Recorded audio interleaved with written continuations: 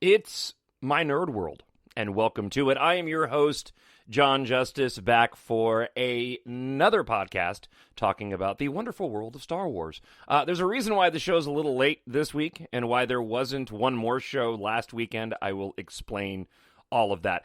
I have in my possession enough material to probably do 5 shows. So I'm not even 100% certain how much of the content that I have in front of me I'm going to get through on today's show. What I do know is I have a handful of audio of cast interviews with J.J. Abrams from Star Wars Celebration from last week.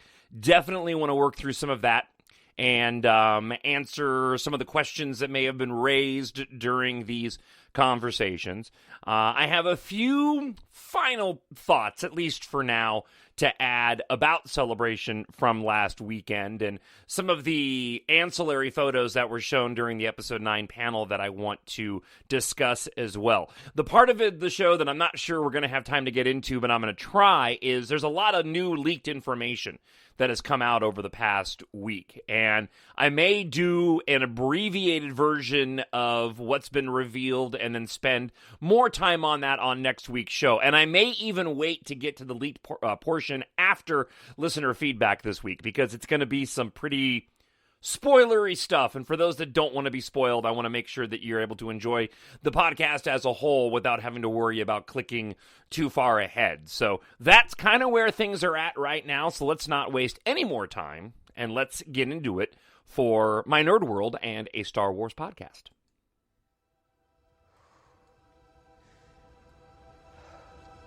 We've passed on all we know. 1,000 generations live in you now.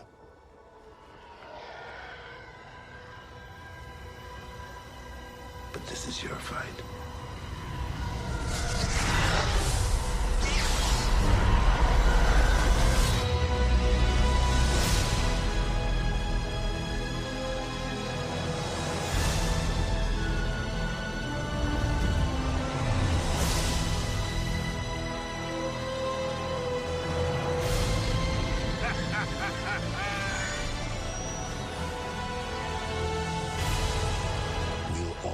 Be with you. No one's ever really gone.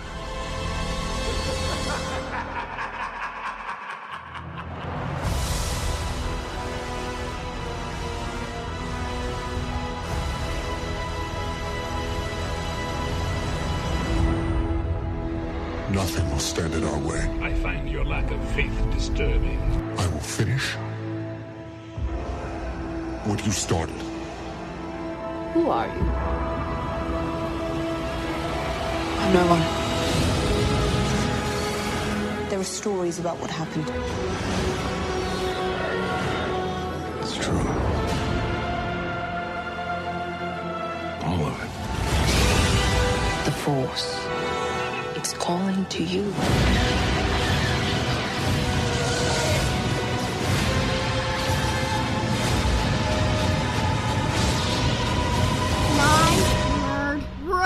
Just let it in. So I got totally sick this week. It was horrible. Yeah, it was one of those things that just kind of came out of nowhere. Well, I say it came out of nowhere. One of my boys had gotten, both of my boys had gotten sick. And I was shocked that I had been able to avoid it for most of the week. This was, of course, after Celebration last weekend. And went to work on Thursday feeling started feeling sick on Wednesday. Went to work on Thursday. Was feeling a little bit under the weather. And then it hit me like a ton of bricks on Friday. It was just one of those illnesses where you just want to die. It was absolutely horrible, which is why the show is a little bit later this weekend than normal, and my voice seems you may or may not notice, but it's a little bit scratchy. So I don't know the length of the show this week. I've been a little leery about even doing the show, because usually once a year I have a tendency to blow my voice out when I get sick. It's just the nature of what I do, being a talk show host, and I have a really hard time when I get sick and coughing. And my vocal cords are like super sensitive. And so, or either that, I cough way too hard. So, I wanted to do the show yesterday because I was feeling a little bit better, but I'm like, nah, let me go ahead and wait and hold off and see how I'm feeling. So there is kind of a big question mark on the show, on the show this week. And I probably should stop wasting time talking about how I've been sick and how I don't want to lose my voice and get to actual content, right? Thank you so much for checking the show out. As always, to everybody who's written in on YouTube, and also email me, talkshownerd@gmail.com. We have a huge listener feedback portion coming up on the show this week. And I want to make a quick note that I know several of you who have emailed me directly using talkshownerd@gmail.com.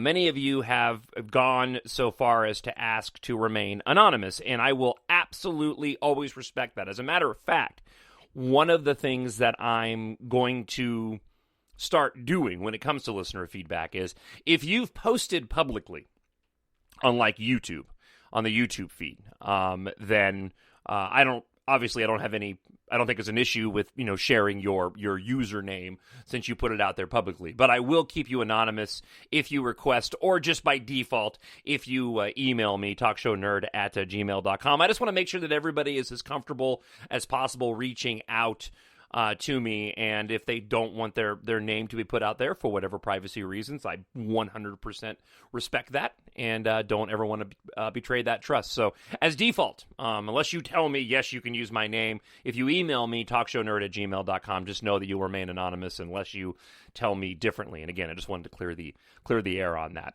All right, before we get to some of the content, a couple of quick comments I wanted to make, sort of broader comments. About the fandom before we start diving into some specific details, and especially just I got a ton of audio to play this week. Really excited. I spent a lot of time earlier this week going and grabbing a bunch of different audio clips that I wanted to share with you from Celebration over the weekend. Several of them from Steele Saunders and the Steel Wars podcast. Great podcaster. Love that guy. But I want to say this. There's been quite a few individuals it's kind of funny, who've taken a run at me as of late, either through the YouTube comments or have emailed me directly at talkshownerd@gmail.com. Individuals that don't like The Last Jedi, and for whatever reason, they seem to derive some sort of twisted pleasure about criticizing, my particular take on the Star Wars fandom and the movies and all that. And it's fine. It's to be expected. I've been doing, radio now for 24 years, so this type of, it's not just in the Star Wars fandom where I get it on my Monday through Friday talk show, and I have ever since I started doing radio, for crying out loud.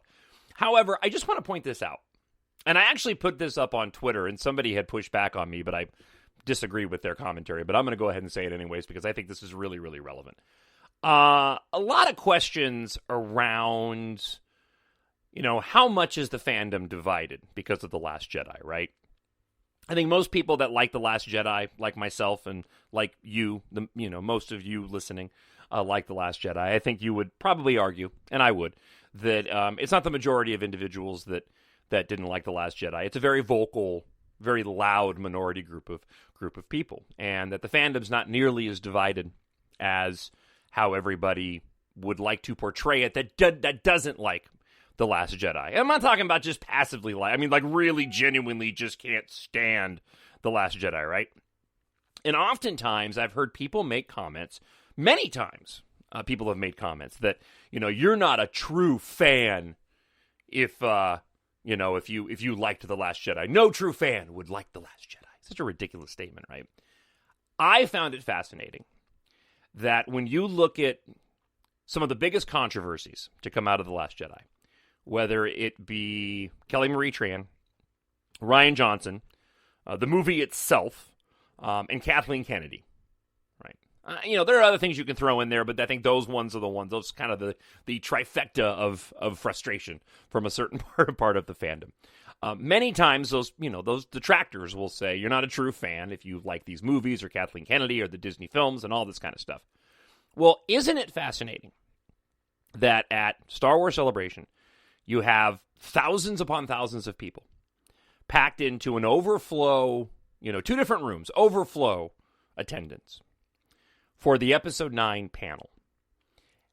These are individuals who spent their hard-earned money to travel to Chicago if they didn't live there to attend this event, right? People that go to Star Wars Celebration, I would argue, are not your passive Star Wars fans. They're your borderline hardcore Star Wars fans, right? Okay. True fans, right? Well, isn't it fascinating that those individuals that took that time out and spent all that money applauded, standing ovation for Kathleen Kennedy and for Kelly Marie Tran? I suppose those were just rooms filled with shills paid by Disney, right? For what it's worth, and it is anecdotal, I understand that, but for what it's worth, that was incredibly telling to me.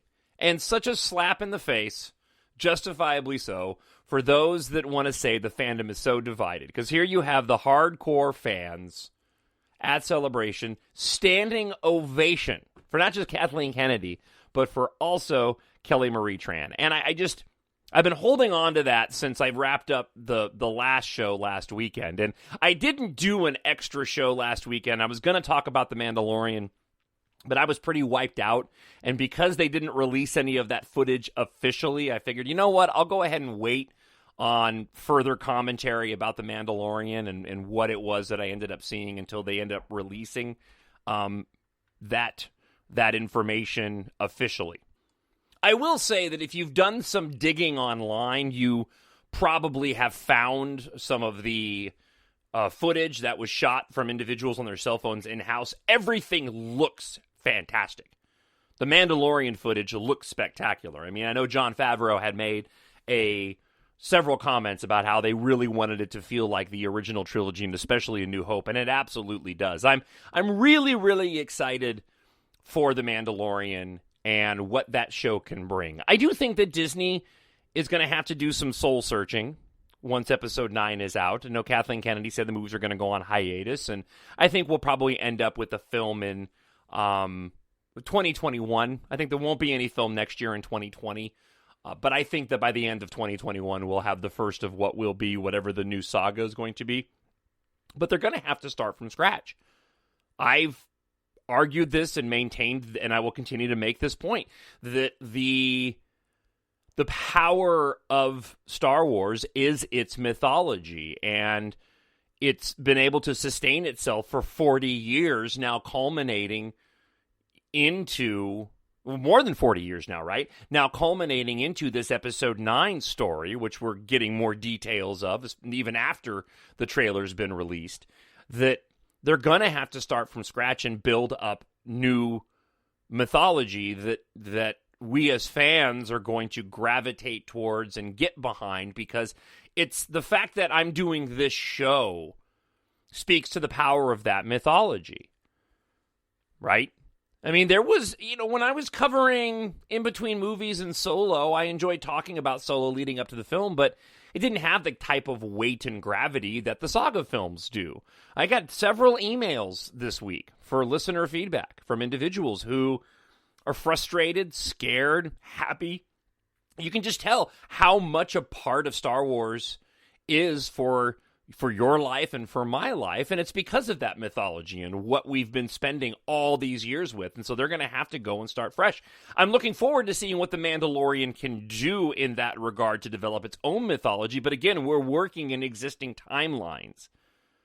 So they're going to have to start fresh. A brand new set of films starting with one story that's going to capture our imagination, hopefully just in a fraction of a way that A New Hope did. And that's going to be a very tall order. And I'm super excited to see what Disney and Lucasfilm have planned, because these are really smart people. I mean, they are. They're super smart people. They know what it is they're doing. I'm not the first one to come up and think about these things about mythology and the power of that. They know how rich this mythology is and how much it means to the fandom, and that when they now Kathleen Kennedy did come out and say that this was the end of the Skywalker saga. I firmly expect that we'll see something in the future, years down the line, that'll progress this particular timeline of episodes 1 through 9. I absolutely believe that, but I also know that Disney and Lucasfilm, whether it's with the Rian Johnson trilogy or whether it is with the Benioff and Weiss movies, which apparently they're collaborating on, they're going to have to develop a whole new ball game. And I'm really excited for what it is that they're going to reveal to us. But before we get to that, though, we got to get to, Episode 9. Holy cow. All right, so let's get into it. I got a ton of audio to play for you, and I need to play it, and I don't want to waste too much more time because I spent a long time pulling this audio. So these are various clips that were done during Celebration, some with Good Morning America, some with Steele Saunders, some with some dude from MTV. I think that covers all the bases. So we'll just run through and start playing some of these audio clips, and I'll give you some of my thoughts on them. First off, here is Daisy Ridley talking about that opening shot in the Rise of Skywalker trailer. Shooting that moment was really hard because the glare was so bright that I was trying to give emotion, and I was also trying to not do that. Like, where is he coming from? So it was actually tough. Like, Jordan was amazing, but it was tough. Like, the sun was strong and the wind was strong. But then very satisfying because looking at it, I'm like, oh my God. And it was so beautiful. Like, all of that is natural light. It's just nuts. Now, I'm going to be... I kind of do spoilers throughout the show, right? And like I said, I'm going to save some of the heavier stuff till the very end, but I am going to sneak in a couple of spoilery things here, and I feel okay doing that. And look, if you don't want to know, I would imagine you're probably not listening to the show because I'm pretty open about the stuff that I think's legit when it comes to spoilers and things like this. That being said, I also think that what I'm going to share now isn't going to come as much of a surprise to anybody because we've already seen this in the films, and it's going to be an extension of what's been already happening. So 2 quick points on what Daisy Ridley said there. I don't know if you caught it or not, but let me play it again, and I'll pause it when she says it because you may not have heard. There's one very specific detail that she put into this particular commentary about that amazing opening shot of her doing that backflip over that redesigned TIE silencer interceptor. Shooting that moment was really hard because the glare was so bright that I was trying to give emotion, and I was also trying to not do that. Like, where is he coming from? Where is he coming from? Where is he coming from? She was talking about squinting. A lot of people have gone and, made the argument that that's Poe Dameron. I guess you could be referring to Poe Dameron. Okay, be that as it may. Or that's going to be the Kerry Russell character. No, that's Kylo Ren. Kylo Ren's flying that ship. Because the second point I wanted to make is MakingStarWars.net and Jason Ward has put out a bunch of different details as of late. And maybe I won't end up holding it till the end. I told you the whole show is going to be in flux this week, but I almost feel like I need to sprinkle it in with a lot of this commentary because it provides a bit of context. So all that being said, this is spoiler stuff. So apparently there are some type of force flashes during the film. Something akin to the force back scene in The Force Awakens, but they allegedly take place while Kylo Ren and Rey are battling, when they're in the midst of a duel. And as they're clashing with one another, they're actually force flashing to different moments throughout all 9 films. So this would kind of be an extension of 1, the force back scene, and also 2, this further connection of the force Skyping. I really am interested, to say the least, how this plays out on the screen. I'm excited because this is more, in my opinion, Rian Johnson territory than it is J.J. Abrams territory. But the fact that J.J. Abrams may be going down this road and grabbing what Rian Johnson did in The Last Jedi and expanding upon it, expanding upon the Force shipping, the Force Skyping, and then also utilizing what he did in The Force Awakens has me excited because I tend to be of the opinion that J.J. Abrams as a filmmaker is a lot more accessible less art house, more mainstream in a good way than Rian Johnson is. So that's not to say that Rian Johnson would do this bad. He did it amazing in The Last Jedi. I watched it again last night. But that is to say that if J.J. Abrams is going to go down this road, I'm excited to know that it's in good hands of somebody who's going to make it very easily acceptable on screen for the average viewer. I am now of the opinion that opening shot in the trailer is not some type of training montage. Further details and leaks from Jason Ward and others saying that, and even the cast, and you'll hear it here in a moment, that this is actually their first confrontation. And apparently there's a behind-the-scenes reel that shows Kylo Ren walking away from a wrecked TIE fighter. And we even saw a still in the background of Kylo Ren looking like he's actually on that desert planet without his helmet on. So I do believe, regardless of the reason why he's not firing on Rey, that this is actually a showdown in the desert. And that these two end up confronting. Now, whether or not they get into a fight right afterwards, sort of reminiscent of Qui-Gon Jinn and Obi-Wan Kenobi, and then they begin this forced battle through time, I don't know. Because apparently, according to Jason Ward and his sources, they're either dueling each other or they're dueling somebody else in a black hood, which could mean Palpatine. And again, this is all stuff that we'll get into much further detail, if not on this week's show, but on next week's show. All right, let's get into more of the audio from Star Wars Celebration. Daisy Ridley making an interesting comment about Ben Solo and what he actually is. The Rise of Skywalker, it's obviously not you. It's got to be Ben Solo. It's still Ben Solo. That's the only Skywalker we know. So you're the first person that said that. He is a Skywalker. Yeah. I guess he's just rising. He just keeps rising. He just keeps rising with his top on. So you can't stop him. Some of these audio clips were a little bit difficult for me to get, so if you didn't catch that, I'll play it again. The Rise of Skywalker, it's obviously not you. It's got to be Ben Solo. So the Rise of Skywalker, that's obviously not you. It's got to be Ben Solo, right? Still Ben Solo. That's the only Skywalker we know. So you're the first person that said that. You're the first person that said that. He is a Skywalker. Yeah. I guess he's just rising. He just keeps rising. He is a Skywalker. With his top on. So again, so this is Daisy Ridley sort of confirming that Ben Skywalker is a Skywalker. Now, whether or not that lends itself to the Rise of Skywalker and the title in and of itself, I think that remains to be seen. J.J. Abrams makes a comment about the reason why they called it that, and it'll be clear when you see the movie.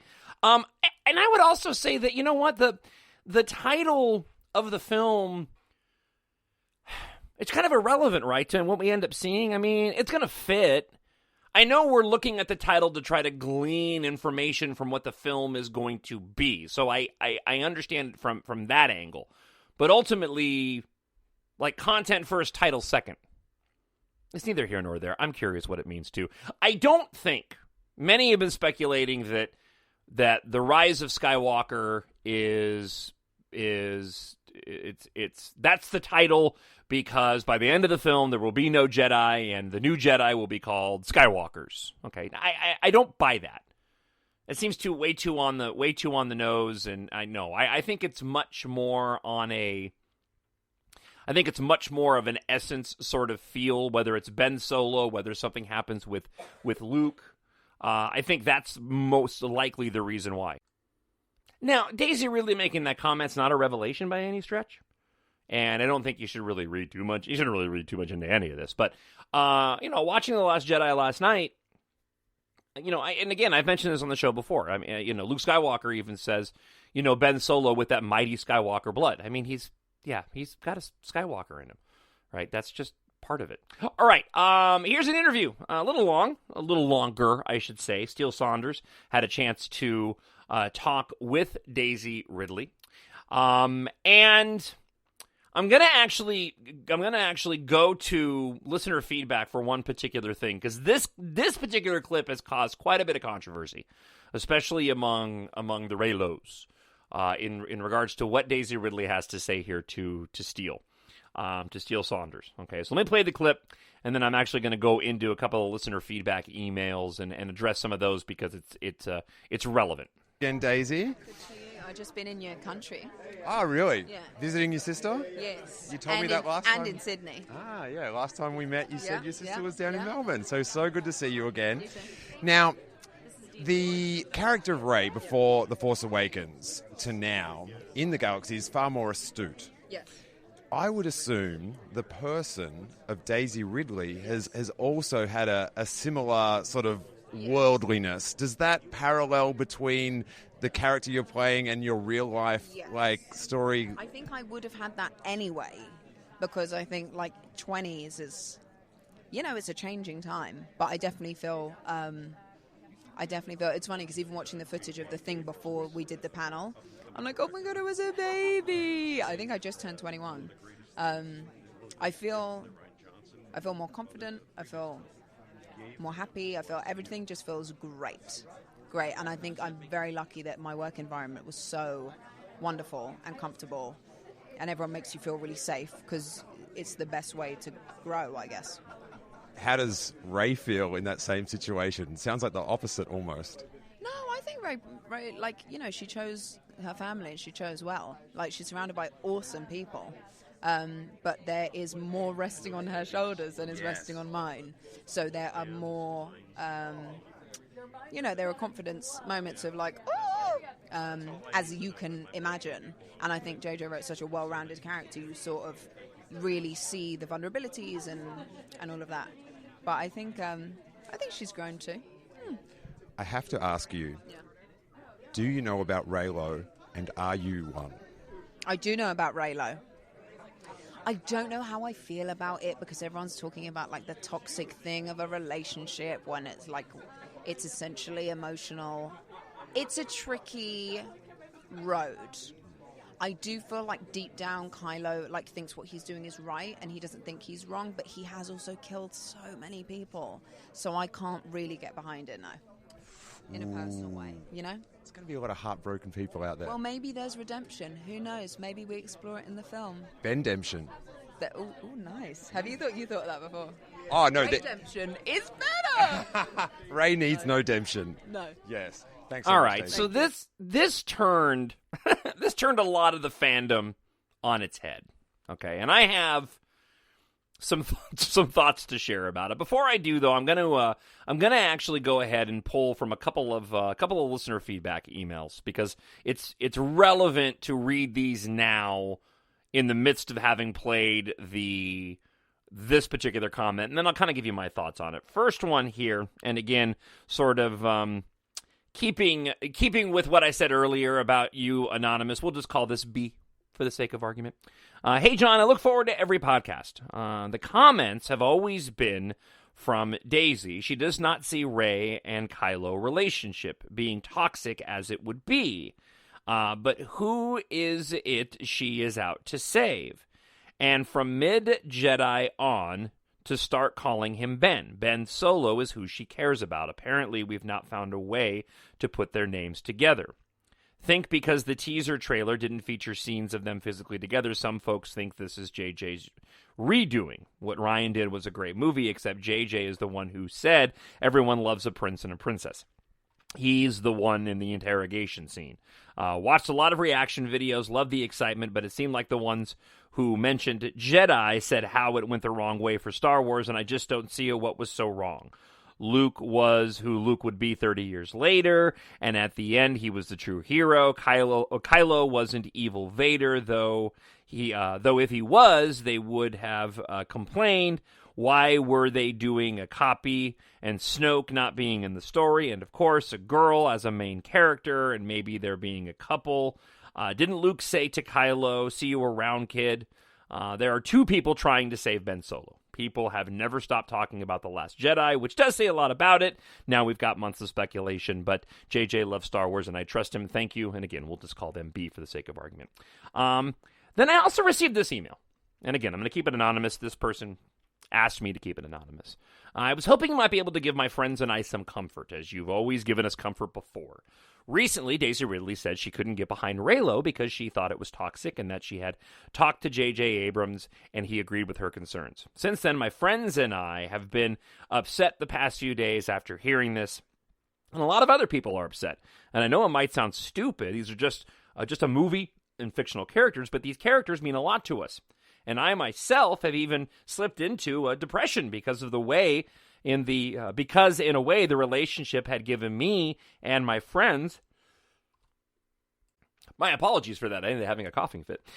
Because in a way, the relationship had given me and my friends hope that anyone could be loved and forgiven and have a second chance. Now, not so much. I would greatly appreciate any positivity you can give because I'm genuinely heartbroken and hopeless. Please call me anonymous. Absolutely. All right, so let me give you my thoughts on this. First off, my thought has always been, and I'm still of this opinion, that most likely, and I said this even before we got any footage or any details of the the Rise of Skywalker, but regardless of what happens in The Rise of Skywalker, we're always going to have The Last Jedi. I adore that. I adore that film. And even watching it last night, so many people want to talk about how Finn was tossed aside and didn't have much of a role. Give me a break. His role was fantastic in that movie.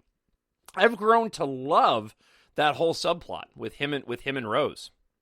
And I know there was the subverting of expectations that people really had a hard time with, that Rian Johnson did, but be that as it may, I really loved what he did with it, and he's a very important part of that film. I love that movie. Is very all-encompassing for me. So all that being said, the Reylo, doing that thing with my fingers, we're always going to have that in those moments in The Last Jedi. They're truly special and unique. In my opinion, the way that J.J. Abrams ends up handling this in The Rise of Skywalker is most likely it's going to be somewhat ambiguous, to where at the end of this film, those of us, me and you, who really gravitate towards this idea of this divine couple, this light and dark coming together, Ben Solo being redeemed, and Rey and Ben flying off together with Rey on his lap in their TIE silencer if he didn't reckon on the sands of whatever desert that is in the trailer, right? I think it's going to be left very ambiguous. I think Ben gets redeemed. Rey's going to be there to help and assist in that. They may even end up going their separate ways, but it's going to be left in such a way, the movie's going to be left with so much hope by the end of it, that if you're an individual that gravitated towards these two main dual protagonists being together, you're still going to be able to inject that into your own personal headcanon, and not in a bad way. To the individuals in the email writer who was upset by what Daisy Ridley had to say, look, those are Daisy Ridley's personal opinions. That's her own personal view and opinion. And there are, dozens of ways the story can go to change the dynamic that she was criticizing in terms of any type of toxicity between the two of them because of Kylo Ren's previous actions. I mean, look, the fact that it's shipped Reylo, and not Rey Ben or Ben Rey, right? The focus is on Kylo. It's not Ben. So, again, they are just characters in a movie. Just because it doesn't happen in a Star Wars movie doesn't mean that, people who may have had checkered pasts can't be loved by other individuals. That's just not true. And Star Wars is all about redemption across the board. Look at the original trilogy and the prequel trilogy and what ended up there. So enjoy these movies for what they are. I hope that many of you and you that emailed can embrace it in such a way of looking at it like I do and like others do, Ken Knapsack in particular, of being historical documents. This is just what happened and played out. I trust these content creators. At the end of the day, I just want good stories. It's fun. I love speculating. I love examining and looking at the possibilities of what could be, and as a storyteller by trade doing talk radio, as a storyteller and now author, because I've decided to tackle that type of content creation too, it's fun for me to play around with the ideas of what these characters could become. Don't let it consume you, though. There's a movie, Janine Garofalo and Uma Thurman, back in the, had to be mid-90s, right? Late 90s? Truth About Cats and Dogs. And Janine Garofalo plays like a pet therapist, if I'm not mistaken, right? And yeah, she does. She's a talk show host. That's right. She hosts a radio show. She's like a pet therapist. And somebody calls in and is talking about their cat, like licking them all day long and licking their face and other faces all infected or something to this effect. And Janeane Garofalo has this line where she says, you can love your pets, just don't love your pets. Look, speculate all you want, but don't get so stuck on what you want to see happen that it affects you and your emotions in a negative way or when you go and see the film. Because that's no fun. That's no fun at all. I was super disappointed, and I won't say who it was. I will keep it anonymous because generally speaking, I enjoy the show. But it was another particular podcast, and these two hosts who I like were doing their own breakdown of the Rise of Skywalker trailer, and I was taken aback, and honestly, I turned it off. I was taken aback because suddenly they went down this path of, well, if they don't do this in the movie, then I'm going to go and have words on Twitter, and I'm gonna be upset. There was a lot of just injecting into things that were said during the panel that they felt were raising expectations for certain parts of the fandom, and I guess to that I was just completely turned off. I'm like, whoa, pump the brakes, man. I saw somebody with a t-shirt online. Star Wars is for everybody. Star Wars is for you. Don't turn it into something negative. It doesn't mean you have to like every single aspect of it. I'm not saying that at all. It doesn't even mean you have to go and agree with the choices that get made in certain stories if you'd like to see it go a certain direction. But that is to say that hopefully you can find a place inside where you look at it and go, okay, well, that wasn't the choice that I would have made, and I don't particularly care for it, but I'm not going to let it ruin my day. That's at the bare minimum. That's kind of what I would say. And I was just really surprised because they went on this negative sort of rant of, well, this better happen and that better happen. I'm like, where did this come from? This is a couple of hosts that are usually very positive about the stories in the fandom, and suddenly now they're throwing down the gauntlet like some of the Last Jedi haters, and I was very, very thrown off by that. So I hope that helped a little bit, and I know there's a lot of other shows out there that I really, really love that really get into to all this stuff and break it down, and they have a lot of fun with it, especially Girls with Sabers. And I really appreciated sort of the healthy attitude they had towards Daisy Ridley's comments that, it doesn't mean that it's not going to happen. Doesn't mean that it is going to happen.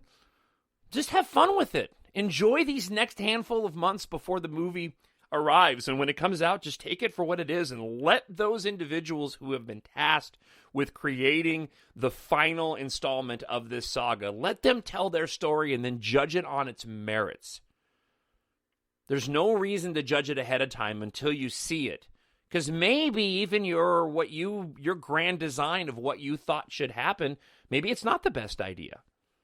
All right, let's go ahead and move forward with some more audio. A couple of clips from Good Morning America. And these are two different clips here, both about 3 minutes long, including the cast. So John Boyega, Kelly Marie Tran, Jonas is there, Daisy Ridley, Oscar Isaac, the whole group's there.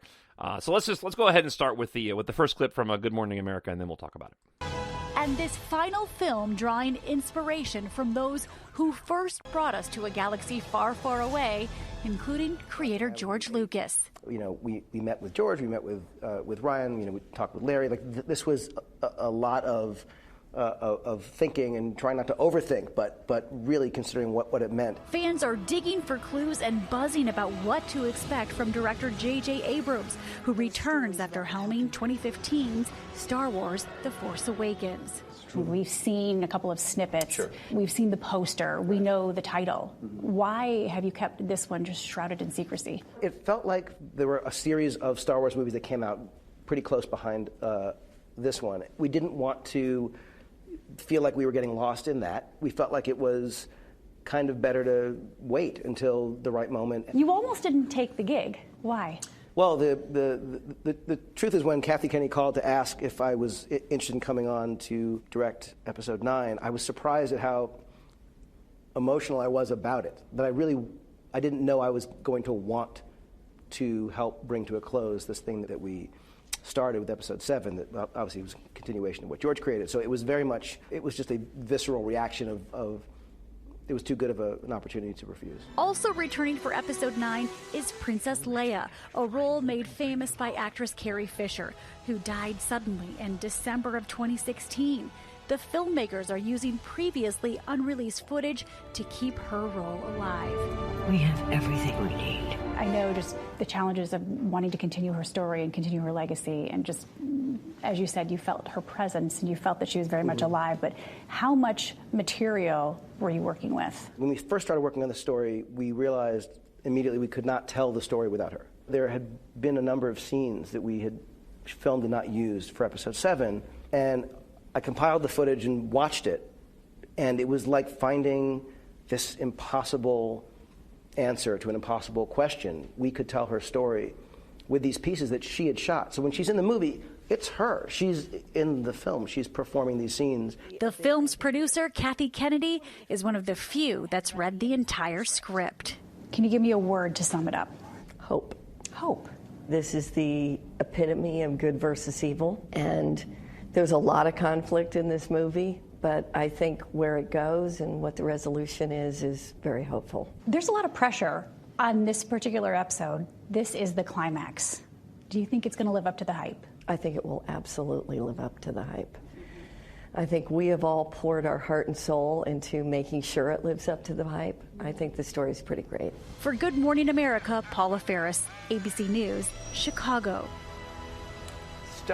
So a couple of things in regards to that. First off, I love the fact that, well, let me say this up front. For any idea that Rian Johnson, or that J.J. Abrams is retconning The Last Jedi, give me a break already. Rian Johnson was the executive producer on The Last Jedi.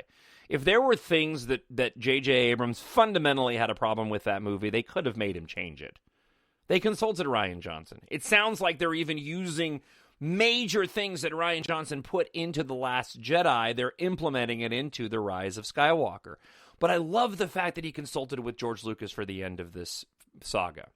I went back. If you haven't had the opportunity, or if you've never done this before, Lee Brackett was one of the original screenwriters for The Empire Strikes Back. And I spent some time this weekend when I wasn't, as I wasn't feeling well, looking over that previous script. And the original Luke and Vader confrontation at the end of The Empire Strikes Back that Lee Brackett had written before Lawrence Kasdan came in and did the rewrite on the script and gave us the movie that we've all come to know and love. That original battle that took place between the two of them on Bespin was quite different. As a matter of fact, it's very reminiscent of what we're hearing is most likely going to happen in The Rise of Skywalker with these force flashes, where there are some moments where things get very mystical in the middle of this battle, and in the middle of Luke and Vader going at each other, they end up like almost in a starscape, and Vader's like throwing stars at him that sort of fly around. I mean, very mystical stuff about it. I went and watched Revenge of the Sith while I was sick this week, too, and I've been holding on to it after the reveal of Palpatine from the trailer in The Rise of Skywalker, because I really wanted to go back and watch that film again with fresh eyes. And I'm going to make this point again, and I'm going to continue to hammer this point. When you go to watch these films, put your phone and iPad away and just watch them. My gosh, it's such a renewed experience. I know, and maybe I'm just harping. Maybe it's just because I had such a problem with being on my phone way too often. But man alive, I've gotten myself out of the habit. I got into the habit of getting my dopamine fixes by having a TV on in front of me and a phone next to me, and not just focusing on one thing to provide me my entertainment. And so my brain was telling me that I couldn't enjoy one thing without having the other thing there next to me. I had to retrain it. And now I'm at the point where I can just sit down and thoroughly enjoy a film, and that's all I need to watch. And man, it's just really brought my Star Wars enjoyment back up to where it should be, right? Where it matches my enthusiasm. But going back and watching Revenge of the Sith, armed with some of this information that we may get these force battles through different events of the film. And again, thinking about The Force Awakens and how we had the Force back scene, and J.J. Abrams initially had that be that initial Force back scene in The Force Awakens when she touches the saber in Maz Kanata's castle was actually laid out to be a journey of the lightsaber and was supposed to take you to different events throughout the other films that the lightsaber had been through. And J.J. Abrams changed his mind because he felt like it was more of like a top 10 greatest hits in The Force Awakens. It was a little too on the nose, and it sounds like he may be revisiting that idea. And maybe in the middle of this battle between Kylo Ren and Rey, that the saber, as they clash, ends up taking them through the different other times the saber's been involved in conflict. But watching Revenge of the Sith, this idea of this sort of mythical place, and we've seen it in Rebels with the world between worlds, we explored that. We got it in the visions that Anakin was having in Attack of the Clones with his mother. And then the visions that he was having of Padme dying in childbirth and what we saw there. If you played the Battlefront video game, and I don't put a lot of stock in ancillary content like that, even though it's supposed to be canon, I don't usually, stuff that's that far removed, I don't think they're going to implement into films unless it's just sort of an Easter egg. Although I say that, in the compass that was found in the Battlefront 2 campaign, it's in The Last Jedi. So I guess I just sort of proved myself wrong. Be that as it may, the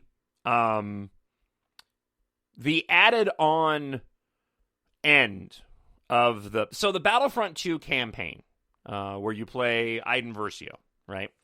There was a resurrection part of it that was tagged on at the end after the film was released. And in that, you can play Kylo Ren, and you do travel through time. So these are all concepts that have been messed with before, that it sounds like J.J. Abrams is going to be using in this next film, and I love the fact that they consulted George Lucas in order to get some of the ideas to bring to this particular film. And I mentioned this on one of the shows last week. You know, sometimes through the most adverse work experience and the most challenging experience, you end up with the greatest material. Let me add this one more point, and then we're going to get into this next clip from Good Morning America. I told the story before, but it's relevant, and I'll tell it again. I had a talent coach very early on in my radio career who taught me to, be as authentic and as genuine as you can possibly be, and you will reach the biggest audience you're capable of reaching. Also, only talk about the stories that interest you. Don't cover stories, even if it's a major news story. If you're not interested in it, then don't talk about it, because you're not going to be enthused about it. Talk about the stories that really interest you. For those of you that have been around long enough to know when VH1 used to actually play music videos, they had this amazing show called Behind the Music. And they would go and chronicle the history of bands and artists, musicians. Fascinating stuff. But it was incredible to watch, because suddenly I found myself swept into these 1-hour documentaries of bands that I did not like at all, like Milli Vanilli or Vanilla Ice or Bad Company. But the guy who narrated it was so into it and so enthused that I was just brought along for the ride. Why am I saying all this? I'm saying all this because that's the same feeling that I have for these content creators, and where I feel like they excel. J.J. Abrams and Rian Johnson in these sequel trilogies, they're telling the stories that mean the most to them. And therefore, it's going to make the most interesting and unique concepts for the audience. And that's why I personally have no problem whatsoever looking at these films as historical documents. This is just what happened. And why that has me so excited, because these individuals at heart are Star Wars fans like you and me. So while we sit back and speculate about what could happen or what we'd like to see happen, these individuals are tasked with making it happen. And to me, the best way to go and do that is to create something that you yourself love, to make that the most interesting thing. And therefore, you'll reach the largest audience you're capable of reaching. I've got a lot of faith in what J.J. Abrams is going to do with this film. All right, here's the cast from, and I think J.J. Abrams is in here too, again, on Good Morning America. First look at the new film at Star Wars Celebration in Chicago. The film shrouded in secrecy. We sat down with the cast to try and get some information. What are the repercussions if any of you slip? A death, I think, is Yeah. What did you get? Death by injection? Injection, not death by lightsaber? No. And Is that JJ right? comes for you personally. Death by litigation. Death by litigation. No one's ever really gone. The cast's silence, even now with a new trailer, is something director J.J. Abrams is expecting. It's important to preserve for the audience the fun of a surprise. And so I think it's I know sometimes it can seem annoying and like we're trying to be coy, but it really is about preserving the experience for the audience. Still, some cannot help themselves from spilling secrets to friends and family. I tell them everything, man. If I'm being honest, it's a lost film. I'll say it. I'll tell them. You told them everything? Everything. Yeah. If I were to ask you who's most prone to slip up, would it be John? No. Even if you said something, it might not mean anything in that moment, and then you see the film and go, oh, that's what it meant. So true. Out of context, it's difficult. We just saw the trailer. Is there anything in the trailer that's trying to lead us into a different direction? Is there anything that might be misleading and trying to... No. I don't think so. No, I think it was Billy, let me ask you, you took a long hiatus from the series. What was it like to come back? Oh, it was great. It was really a wonderful experience. And certainly working with JJ was quite exceptional. Where does Billy and Lando begin, or is it just one person? I don't want to sound like I'm bragging, but... It's okay, you can. Brag, dude. Toot that brag. I created that character. I understand that character very well. And how you doing, Chewbacca? But like many in this space opera about family, fans are asking if Lando has had any children in the last few years. Not that Williams will say. Are you coming back as a father? What? Are you coming back as a father? What? The theories running rampant online are that newcomer Naomi Ackie's character Jannah will be the latest Calrissian to join the fight. I can admit that Jannah has a dad, but she also has a mother. Oh. You'll find out about Jannah, most definitely. I can guarantee that you'll know about her history. You have no place in the story. You come from nothing. The bloodline debate still raging, especially with Daisy Ridley's Rey. And while the previous installment led fans to believe she is not a Skywalker, Abrams may be leaving that door wide open. I will say that there's more to the story than you've seen. And that's not the only relationship we'll see explained. There was a blossoming relationship between you and Finn at the end of the movie. Will that be explored a little bit? Listen, Finn's a busy guy. He's got a lot of things going on in the galaxy. You're just trying to get on the schedule, right? But the biggest challenge for everyone involved is delivering the best ending possible for a saga that's 40 years in the making, something the cast is very aware of. I think it's a very satisfying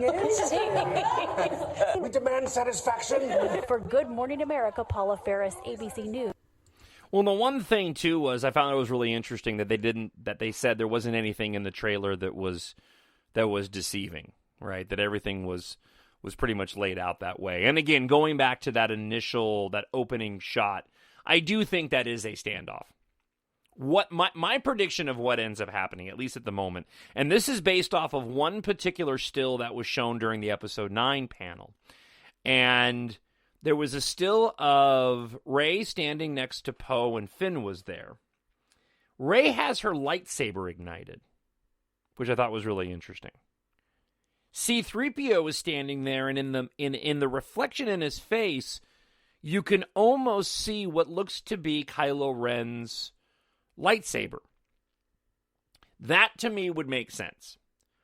I think that there's a possibility that the Knights of Ren come back from the beyond, and they've got some information about Palpatine. Maybe how to bring him back. Or maybe that he is already back.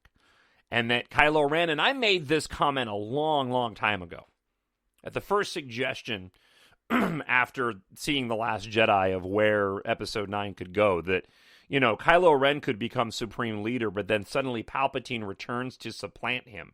And here he thought he'd reached the tippy top, and it turned out, nope, he didn't.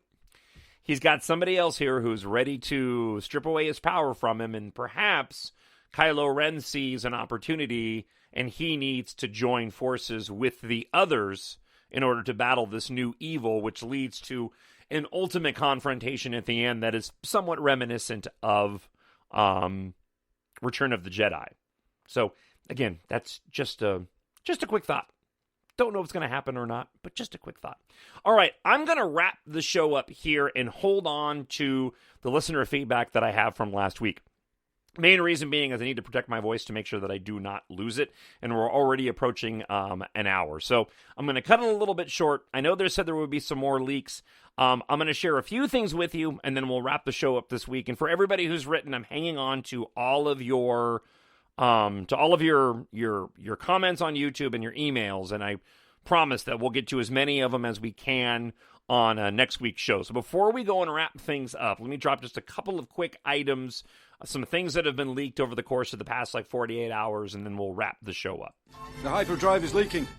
All right, real quick, a couple of items. First off, there was a comment in that Good Morning America clip of Kelly Marie Tran talking about the relationship between her and John Boyega and Finn. Sources close to Jason Ward, MakingStarWars.net, have told him that Rose is in fact Finn's love interest. It isn't clear if they're an item or they're working on making it work against the backdrop of the intergalactic warfare. But they were told that Finn has something to fight for, and that, indeed, that relationship there still exists. And again, these are all items that we'll explore in much greater detail on next week's show. Continued rumors about the possibility of some type of resurrection, right? Jason was commenting on how literal exact a lot of the recent comments have been, especially with there's something going on with resurrection and maybe sacrifice, and that could involve Luke. It also could involve Kylo Ren.